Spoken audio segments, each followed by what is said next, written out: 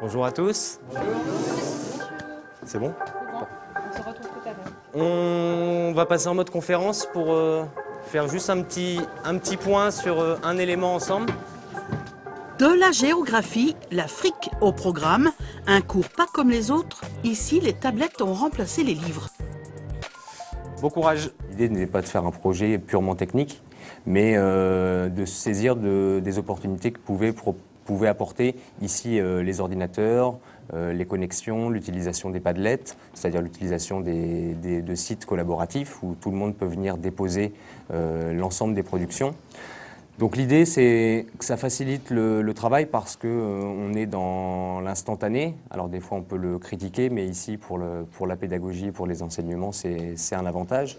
Dans ce lycée du sud de la Vienne, 2 classes de terminale d'économie sociale se sont lancées dans l'aventure. Un lycée rural en avance par rapport à la ville, puisqu'ici on utilise tablettes numériques, mais aussi smartphones et QR code. Comme ici dans ce cours de philosophie, le professeur peut ainsi vérifier les réponses des élèves. Alors là, catastrophe d'entrée. Ils nous envoient par mail leur Padlet qu'ils ont construit sur le cours. On a des cours à travailler avec des questions, voilà.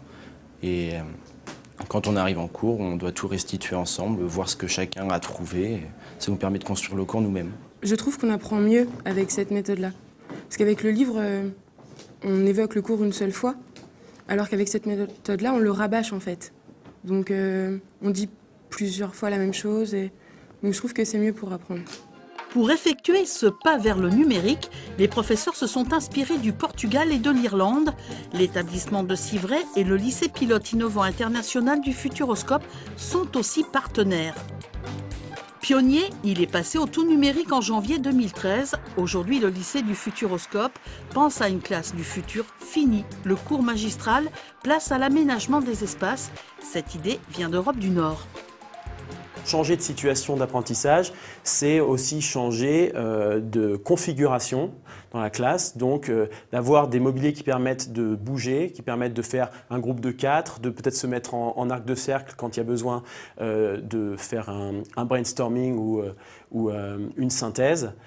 Voilà, avoir des possibilités de bouger les choses, ça va être quelque chose de très important dans une classe du futur. Esprit d'équipe et d'analyse sont favorisés à travers des réseaux d'information interactifs. Le numérique révolutionne l'école d'aujourd'hui pour faire celle de demain.